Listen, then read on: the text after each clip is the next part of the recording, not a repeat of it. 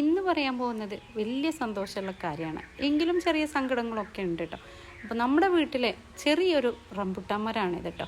ഇതിൽ ഈ പ്രാവശ്യം നല്ല പോലെ കായ ഉണ്ടായിട്ടുണ്ടായിരുന്നു. കണ്ടില്ലേ, നല്ല താടിയും തൊപ്രയൊക്കെയുള്ള നല്ല മൊഞ്ചന്മാരായിരുന്നു. ഇതിൽ മഴ വന്നിട്ട് 4 ദിവസം നിർത്താതെ പെയ്ത് ഇവരുടെ കുറേയൊക്കെ ആളുകളെ തട്ടിത്താഴെ തെറിപ്പിച്ചിട്ടുണ്ട്. അതിൻ്റെ സങ്കടം ഇവരുടെ മുഖത്തില്ലാതില്ല. കാരണം കാലിയായിട്ട് കിടക്കുന്ന കമ്പുകളൊക്കെ അതിൻ്റെ അർത്ഥങ്ങളാണ്. എന്നാലും നമുക്ക് ഇത്രയും കായ ഉണ്ടായിട്ട് ചാടി മുഴുവൻ പോയാലും ഒരു കായ നമുക്കതിൻ്റെ ടേസ്റ്റ് അറിയാൻ കിട്ടിയാൽ മതിയായിരുന്നു എന്നാണ് എൻ്റെ പ്രാർത്ഥന. ചില്ലകളിലൊക്കെ ഉണ്ട്, എല്ലാം നല്ല മുഴുത്ത കുട്ടപ്പന്മാരാണ്. ഇവരിങ്ങനെ കൊലച്ച് കിടക്കുന്നത് കാണാൻ നല്ല മൊഞ്ചാണല്ലേ തൊപ്രക്കുട്ടന്മാർ. നിറയെ ഉണ്ട് കേട്ടോ, ഈ മരം നിറയെ ഉണ്ട്. ഇത് മൂക്കുന്നതും പഴുക്കുന്നതും കാത്തിരിക്കുന്ന എനിക്ക് ഒന്ന് താഴെ പോയാൽ കാണുന്നത് ഭയങ്കര സങ്കടം.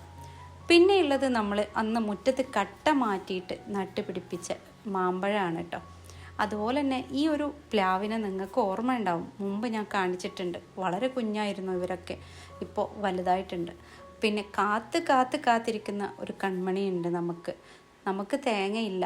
അങ്ങനെ ഒരു ആദ്യത്തെ തേങ്ങ പൊട്ടിലിട്ടതും വളർച്ചകൾ ഓരോന്നും ഞാൻ കാണിച്ചിട്ടുണ്ടായിരുന്നു. എന്തായാലും ഒരു കൊല നമുക്ക് മൂത്ത് വരുന്നുണ്ട്. അത് ഒരു 6 തേങ്ങയുള്ള കൊലയാണ്. ആ വെട്ടുന്ന ദിവസം കാത്തിരിക്കുകയാണ് ഞാൻ കേട്ടോ. നമ്മുടെ പറമ്പിൽ നമ്മളായിട്ട് വെച്ച് പിടിപ്പിച്ച് കായ വന്ന് നമ്മളായിട്ടത് വെട്ടി നമ്മളായിട്ടതിൻ്റെ വെള്ളം കുടിക്കുമ്പോഴുള്ളൊരു സുഖം മോനെ പറഞ്ഞറിയിക്കാൻ പറ്റില്ല. പിന്നെ ഇത് നമ്മുടെ വിയറ്റ്നാം മേളിയാണ് കേട്ടോ. ഓരോ വീഡിയോയിലും ഞാൻ പറയാറുണ്ട്, ഇങ്ങനെയുള്ള ഒരു പ്ലാവ് വീട്ടുമുറ്റത്ത് വേണമെന്ന്. ഒരുപാട് ചക്കകൾ ഉണ്ടായിരുന്നു, ഇപ്പോൾ വീണ്ടും ഇതാ ഉണ്ടായിക്കൊണ്ടിരിക്കുന്നത്. ഇത് നമ്മുടെ മഴയിൽ പൊട്ടിച്ചാടിയതാട്ടോ. താഴെ നിറയെ ഉണ്ടായിട്ടുണ്ടായിരുന്നു.